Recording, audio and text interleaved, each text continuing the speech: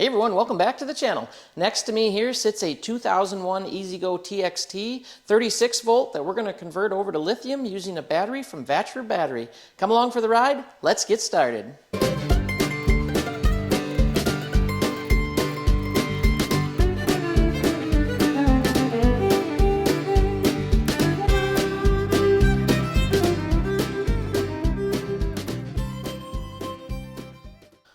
All right, here it is, the donor cart that we're going to use, and we've got it basically ready to go. I've pulled all the lead acid batteries out. I actually converted this one over to an aluminum frame setup, got rid of that rusty battery tray that was in there, and in this box is our Vatrer battery.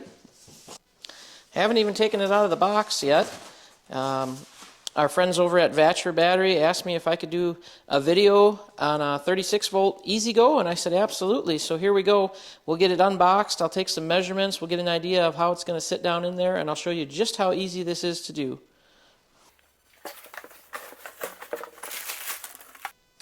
Comes with a nice, easy to follow along instruction packet. It tells you how to hook up the Bluetooth to your phone.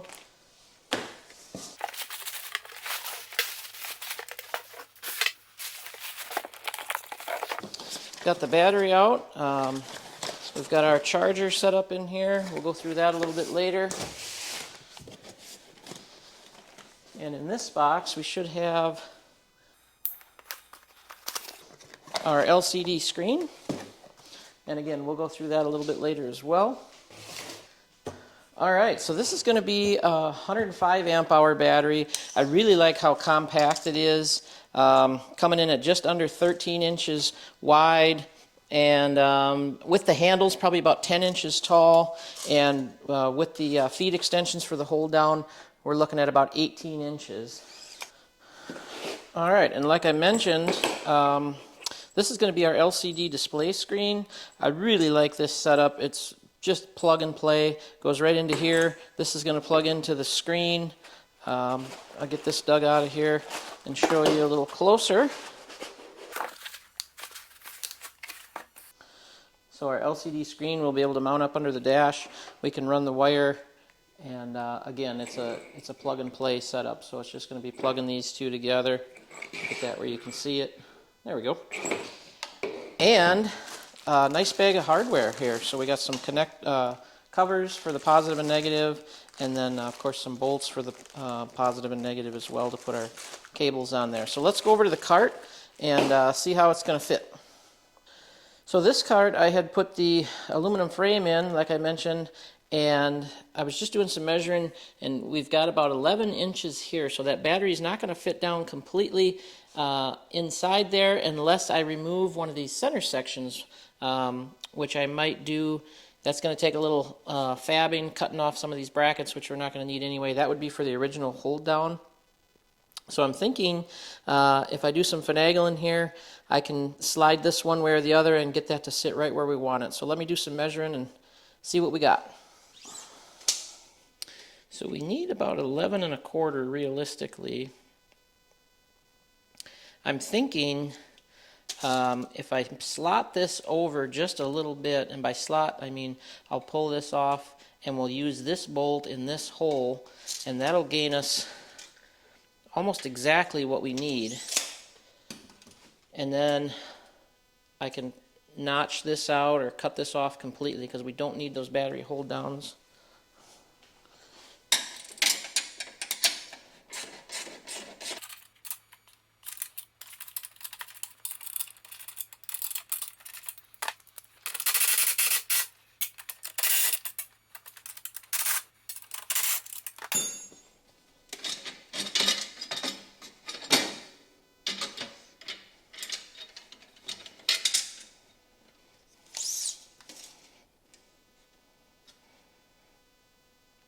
Yeah, so that idea I think is going to work great. Just sliding that over just a little bit, and we'll be able to bolt it right into the framework. I've just got to pop this out, get rid of our kind of our battery hold downs for the original lead acids that are in the way, and we should be in business. Kind of a makeshift workbench here.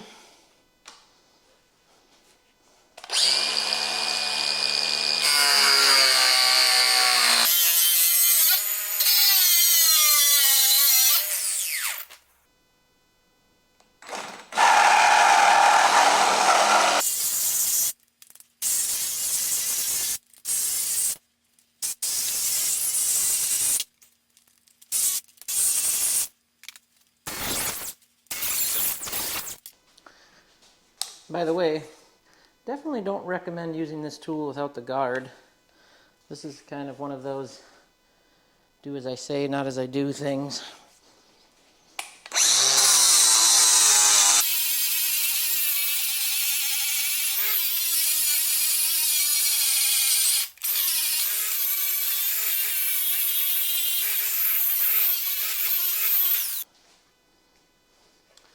All right, I think we've got that where we need it. I filed those off nice and smooth.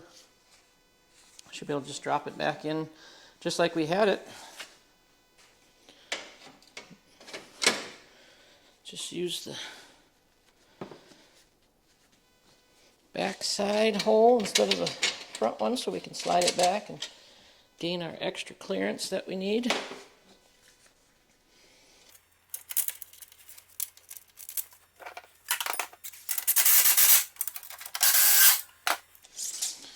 Now, if my measurements are correct, yes, this should be perfect. The battery should sit right in there, and it does. I love it when a plan comes together. Alright, well that couldn't have worked out much better. Gives us just enough clearance.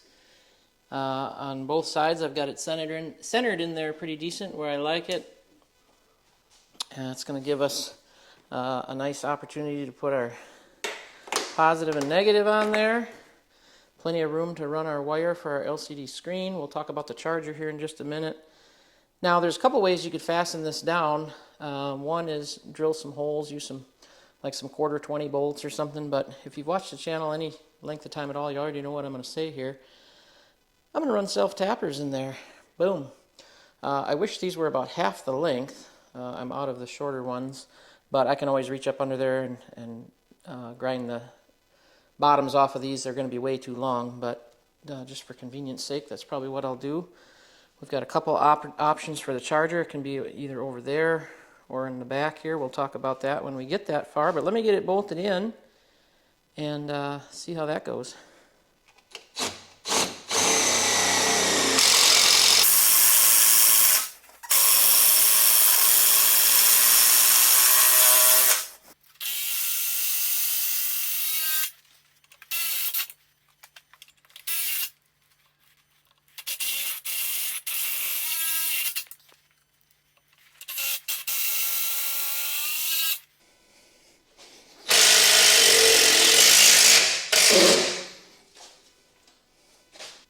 Okay, just like that, lickety split. We've got one in each corner here.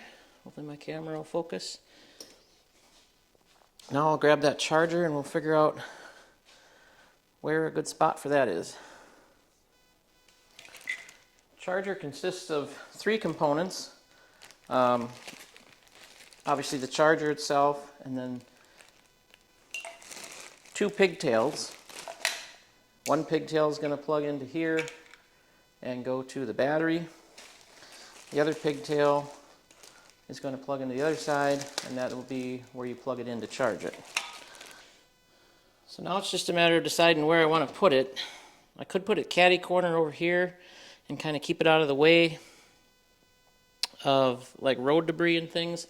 Although from the factory they put the controller right behind the tire on that side. So what I'm thinking I'll do is I'll put it over here, and that'll leave us a spot if we wanted to put like a plastic tray or a bucket or something in here, you know, a small tote that we could bolt in for like a tow strap or tools or whatever you wanted to haul. That could be conveniently under the seat. So I think I'll just, again, my favorite thing, self-tap this bad boy right into here somewhere, and then we can run over with our plug-in for the charger, and we'll be able to have the other cord for the wall outlet. A little smaller ones this time. We don't need those big honkers like I used on the battery by any means. Get that in there where I want it. In fact, someone called me out in the last video and said, "Why'd you only put 2 in the battery and 4 in the charger?"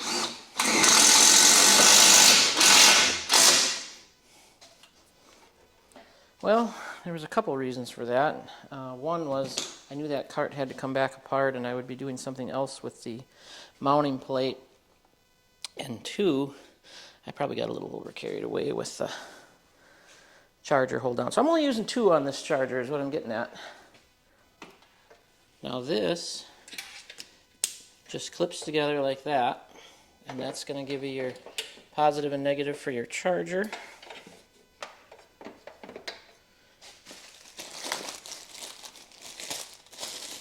Of course, this will plug into the other side, and that's going to be our wall outlet.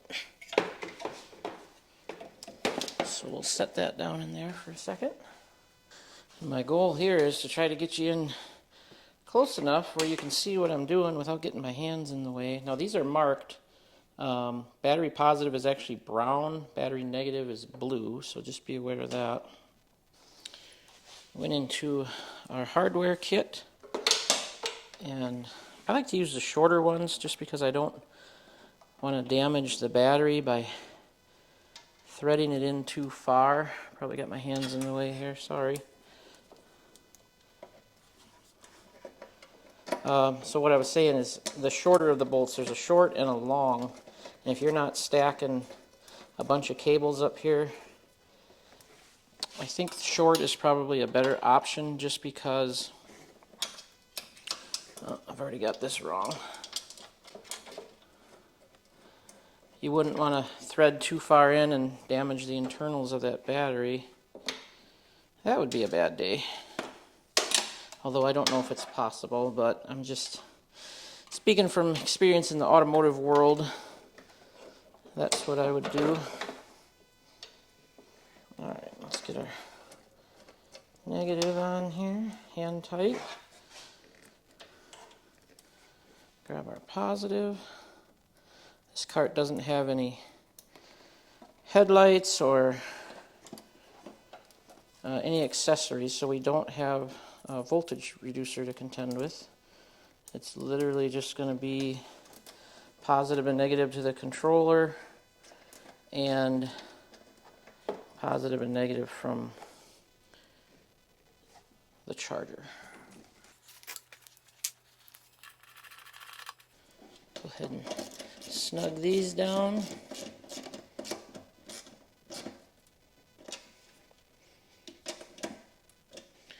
I want to make sure they're tight, but not over tight, if that makes sense. And I'll probably come back through here with some zip ties. Alright, so what have we done? We've got our negative from our controller. We've got our positive. I say goes to the controller, but it actually goes to the solenoid. And we've got our positive and negative from our battery charger. So now there's only one step left, and that is to put our LCD screen in, which will plug in right here, run the wires up under the cart, and bring it through, and probably mount that right here. Try to find a good spot to mount that, and that looks actually really good right there. I'll grab a hole saw to run the wire through. Thought I'd get you over here a little closer, but this contour of this gauge actually almost matches perfectly the contour of the dash. So we'll put a couple of screws in right here, and then get that out of the way for just a second. I'm going to go back there and punch a hole through so we can drop the wire through, and you could either go down through the bottom, which is going to be hard to get to unless we come up from the bottom side maybe, or through the side. Either way will work. That way we'll have enough room to run the wire through from the battery. That's a pretty crazy angle. Let's see what our options are. Coming from underneath.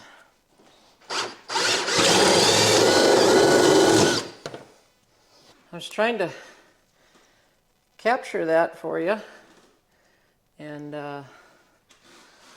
apparently my camera fell over, so sorry about that, but just came through from the underneath by the front tire. It was a lot easier to get to than trying to get in there. Alright, it's just as simple as plugging this in. Now it does only go one way, so make sure you do that, and then you just thread this collar on right here until it's snug. So I've got my wire. I'll run that down, zip tie it up on the frame, and then come through where we just made that hole. I just changed my mind one little tiny bit. I'm actually going to run the wire across behind the battery here, then down and up, instead of having to crisscross the frame and by the steering and all that on this side. I think that makes more sense.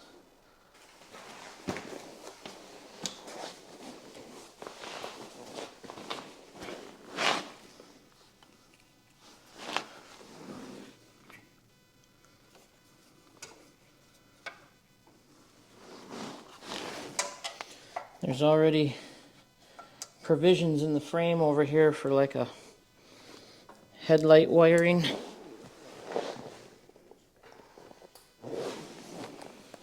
So we'll just go right through there.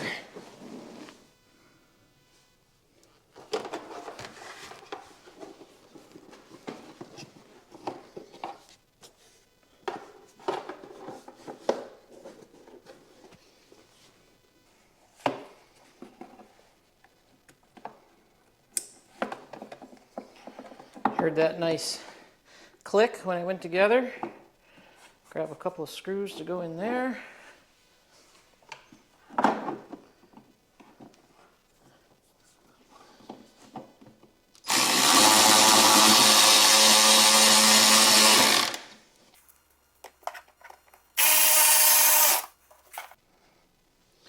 Go ahead and peel the protective layer off. Turn my light off so it doesn't glare so much. That should be everything we need. We should be able to power up the battery. Yep. Heard something click. Let's walk over there and power on the smart screen. Alright, there we go. Get that so it doesn't glare for you, hopefully. We're at 47%. 39.56 volts. The temperature is 85.1. Go to page 2. It tells you if your charger or anything is on. Page 3 tells you the condition of each cell. Pretty awesome. All right. Does the cart move? There we go. I do not have a reverse buzzer, so you're not going to hear that. Perfect. Now I'll show you how to hook up the app. Alright, now if you want to use the Bluetooth on your phone, it comes with this nice detailed instructions. I already have the Vatrer app on my phone, so it instantly picks up on the Bluetooth portion, and then you can go through and see a lot of the same things that you see on that LCD screen. Temperature, charging cycles, condition of each cell, and so on. So pretty awesome. Well, that's pretty much it. We're hooked up. I do highly recommend going through with some zip ties and make sure all of this is secure and not just laying in there. Take a chance of it dragging on the ground and tearing something out, or wearing a hole through with vibration.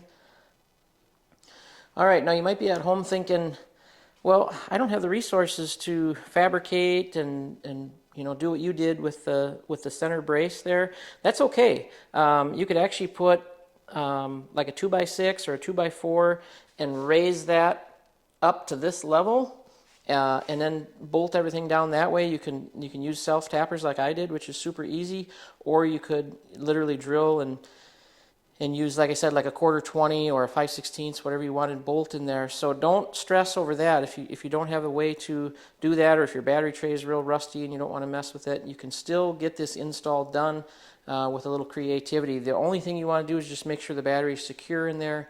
Doesn't really matter how you do it. Like I said, I like the size of this battery because it's not super bulky and it leaves us enough room to put like a tote or something. You could probably measure that and, you know, run down to the hardware store and find a nice tote, or even build a tray for back in there. Well, there's only one thing left to do. Let's go test it out.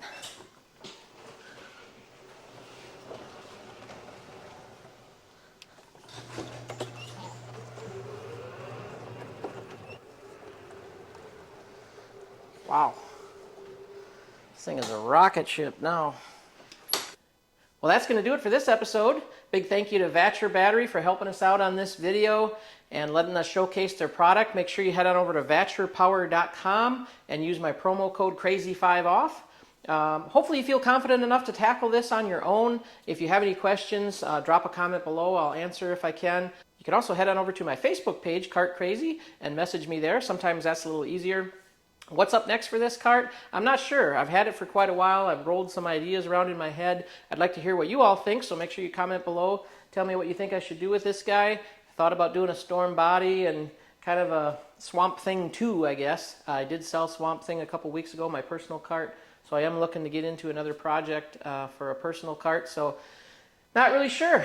But thanks for coming along if I didn't say that already. We'll see you next time on Cart Crazy.